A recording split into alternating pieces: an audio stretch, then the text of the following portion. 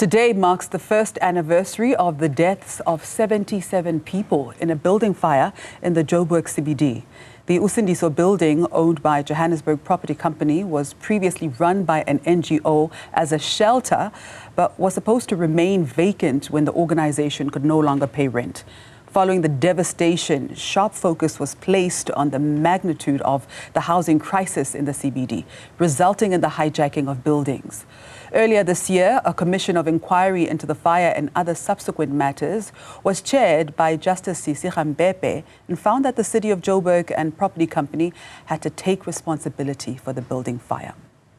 1 year later, has the government responded adequately to the building fire and subsequent matters? Well, Rise Mzansi Civic Alliances coordinator Ifaarn Mangera joins us now to weigh in. Ifaarn, thank you so much for your time and good morning. Good morning, and thank you for having me.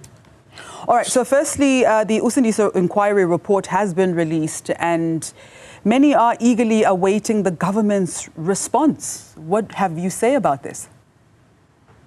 You know, it's we speak of the tragic loss of life of all the innocent people who were caught in the fire. And the first day, the president and many other leaders of parties went to the scene and claimed and promised so many different things. There was claims for, yes, we'll get housing for you. Till today, the same people have not received any substantive support from this government. And it pains me because it's across provincial, national, and local government, cross-party leaders. And it seems like tragedies in South Africa we've become so accustomed to government promising and lying that they just keep going. And unfortunately, we've seen the Kampepe report that said those responsible, at least the city of Johannesburg, is the one that's failed to uphold the standards and ensuring that building regulations and other laws are implemented to safeguard from tragedies like this. So it is disheartening, but it's equally a worry for us as citizens of Johannesburg that governments continue, or at least political parties and leaders of these parties continue to make disingenuous promises and dishonest in their approach to dealing with these kind of crises. And what role do civic alliances such as Rise Mzansi Civic Alliance play in holding the government accountable? I think there's a big role. First and foremost, you know, when this happened last year, and it was quite an emotional and painful moment for me, for many others who responded to work with the civic groups. And I come from civil society background, so immediately were able to reach out to the organizations, subsequently helped out with food, some of the issues of safety that were happening in Johannesburg, where some of the victims were placed, but also coordinating the funerals and all of that type of work. And I think you get a better sense from the NGOs and civic groups that they're far more connected to the issues. They understand the difficulties, both from a governance perspective, but also from a people-to-people perspective. And so there's a humanness to working directly with organized groups. I think from an accountability perspective as well, you've seen the charge being led by NGOs, by public interest law groups who have rallied people together and organized them to say, we need to take action. We need to hold this government accountable for its failures. And I think you're able to build strategic power, but in this case as well, you're seeing while with a government who seems to be putting blinkers on their eyes or turning a blind eye, people are keeping this alive and using this as a moment for deeper accountability, because there, as you said just now in your previous interview, there are many other buildings in the city that are actually going to potentially lead to a tragedy should we not actually deal with this housing crisis as soon as possible. So from a civic alliance perspective, it's building that kind of networks, supporting where we can. A big part of Rise Mzansi's values is solidarity and being able to stand shoulder to shoulder with people who are challenged, and that is something that we hope to continue doing. Coming out of a unique election, we also realize that there's a need to start building more of these networks and collaborative spaces so that people feel like there is a political vehicle for that change. Yeah, I think we have also, read through the Kampepe report, and that's something that should be the basis for us doing more organized work, working with civic groups across the spectrum, because many claim that, there are those that are captured, but we work with people who have a shared goal in mind, and that's about achieving justice, equality, freedom, and that should be something that is tangible in our lifetime, not 100 years from now when we may not be alive to see it happen. Right. So the chairperson of the Commission of Inquiry into Usindiso during the hearings spoke about how the living conditions and lack of service delivery continued until the point of the fire in the city. The residents did not receive basic municipal services such as water, electricity, and waste management from the city of Johannesburg. So, Ifaarn, what are your expectations from the new mayor, Dada Morero, in addressing the issues that have come up in the first phase of the report? You heard Dada speak about, trying to address it, and they need time because he just took office. But, I take offense to this because Dada was part of the people who went to the fire. At least the scene last year. He was part of those who were in the executive branch of this local government. And to claim that they need more time to review is just a cop-out. It's the stalling tactics that we've seen for many, many years by the established parties.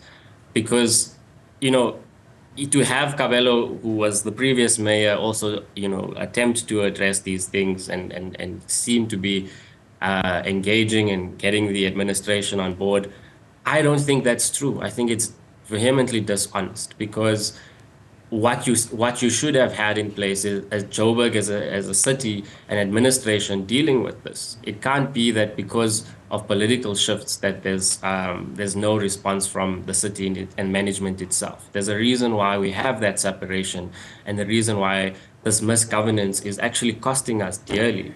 And I think, Dada, perhaps with the aid of the Gauteng government now, who seem to be interested in shifting the city of Johannesburg's trajectory around, may come with some changes. But I'm not, too chuffed about it, because until we see this action in place, we're not we'll probably have more tragedies, which is the biggest danger, because lives are at stake. And this is Black lives by and large. It's working people. It's those who have come to the city for a better life, for not just themselves, but their families. So the MMCs themselves, who are part of this executive, were still there during the last year. Whether it was public safety, those responsible for city power, for water, I think we must apply the relevant pressure, because they all were part of the executive and they made those promises knowingly that they'd still be around. So just because there's a shift or a shuffle doesn't mean that they weren't, and we can't hold them accountable, because they were part and parcel of this problem from the beginning. I also think there's a lack of political will to actually deal with the core of this problem, which is the fact that we have a major housing crisis in the city, as a country at large. But to not build and not have the political will to invest what we have into housing, dignified housing, so that people can afford to live there. Remember, part of the victims were moved to Denver and places like that, where the safety conditions were horrid. The response that government gave them was, we can't do more, unfortunately. And many have actually decided to move back, whether living on the streets or finding alternative accommodation in, again, unsafe buildings. So until I see more work done and more effort to create a dignified city that responds to the needs of its people and most vulnerable, I would not give any of those in the leadership of the city their flowers, because they don't deserve it. Also speaking at the hearings, the Johannesburg Property Company CEO, who submitted that the building had to be demolished subsequent to the fire. Let's take a listen. The building is not structurally sound after the fire, so not being structurally sound, we now have to demolish the building. As JPC, on behalf of the city of Johannesburg, we have to demolish the building. And we've actually applied for a demolition certificate. We have to apply for the demolition certificate. We have to follow the rules. So, Ifaarn, do we know where this process is currently, and what do you think needs to happen to other unsafe buildings in the city? In the case of those buildings, demolition, I don't know much yet, and I think that's something we can pick up on. But as far as what buildings could be used for is, one, we first have to do a major assessment of whether or not these buildings are able to accommodate either commercial or business or a residential use. You've seen major successes of some of the buildings in the city where it's been turned into student housing, it's been turned into other forms of accommodation. So it's not impossible. And also, if we take from Johannesburg as a major city in the world, we actually have best practice from other cities that have been giving us. And so I'm pretty certain that the city should have a turnaround plan for accommodation, mainly because the housing crisis needs to be solved, but in doing so as well, create the space for particularly young and women entrepreneurs who can actually benefit from having affordable rentals so that they can kick off their businesses. You see the lack of political will. When you go to the Gauteng legislature, for example, there's at least 3 or 4 buildings surrounding it that has been empty, vacant, and becoming very dilapidated. So what we really have to have is a mass, both public and private partnership to turn the city around, because we can't afford as a country to have Joburg in the state that it's in. All right. Ifaarn, lastly and very briefly, what is the Rise Mzansi Civic Alliance's next step should the government fail to respond adequately to this tragedy? So we definitely would be meeting some of the coordinators and civic partners who have been on the ground doing this work, who's been advocating in the forefront. Part of the leadership I, at least myself, want to offer is not being in the front lines when it's not my place to be. And so we will take direction from the victims, from those who require the support. And in the weeks ahead, we will be upping the pressure so that the city can respond and be held accountable for the failures to ensure particularly Black, working class and vulnerable communities have space to live in the city in a very dignified way. So we'll continue building that pressure and hoping that our different representatives can also support part of those initiatives. All right. Ifaarn, thank you so much for your time. Thank you so much.